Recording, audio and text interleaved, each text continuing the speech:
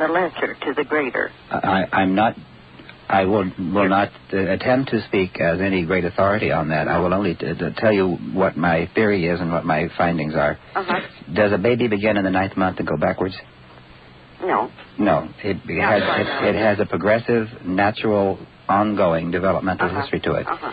Now, if you put someone down on the couch in one of these sessions, and at any given point, if you project them forward in time to what appears to be a lifetime that is yet to come in the year 2050 or whatever, they will come up with something. Mm-hmm. They will come up with something that seems very real. However, it is my belief that that is only there as long as their life doesn't change here and now. Mm-hmm. And what I find is that if you do that type of thing, people then start living their life here and now as though that future thing is a reality. Uh-huh. And there's a goal.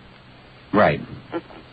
Well, I was progressed once. In fact, I played the tapes on the air. I haven't played all of the tapes into the future, and I was really under a hypnotic or in a tranced state there. I'm quite a storyteller. Uh-huh. I got my original information on reincarnation by reading Emmett Fox, and I think he gives a fairly clear, a clear explanation for a person who knows nothing about reincarnation. Right. Mm-hmm. And I did want to mention the fact in our family it was never discussed. I never discussed my belief in reincarnation, although I've had it for many years. But I have a daughter who is now 39 years old. And about 8 years ago, we were driving in the car, and and this was the only time I had ever noticed this, we came to a railroad crossing, and she came to a dead stop. And I said, why? And as calmly as could be, she turned around and said, well, Mother, that's the way I died the last time. Mm-hmm. Kind of frightening, wasn't it? Well, it was startling. And then she saw herself as a child between the age of 5 and 6. And she was walking from one railroad car to another and fell down between the two cars. Right. She had a recall of it. Right. Oh, yes. Mm-hmm. Which is very unusual, isn't it, Morris, for that to happen? And it's very unusual for someone to be able to verbalize it. Oh, well, I mean, it's been with her apparently all her life, but I was never aware that she stopped for a railroad crossing. Yeah. Gladys, thank you very much for sharing that with us. And thank you. Okay. Good night. I'm Bill Jenkins. This is Open Mind. Well, Bill, it's nice to... Next, David F. Diamond with a message. A very quick question from you. Yeah, hi, Bill. Hi. I just came in and I heard your guest saying that people that were born, I think, between 42 and 55 had died during the war or something like that.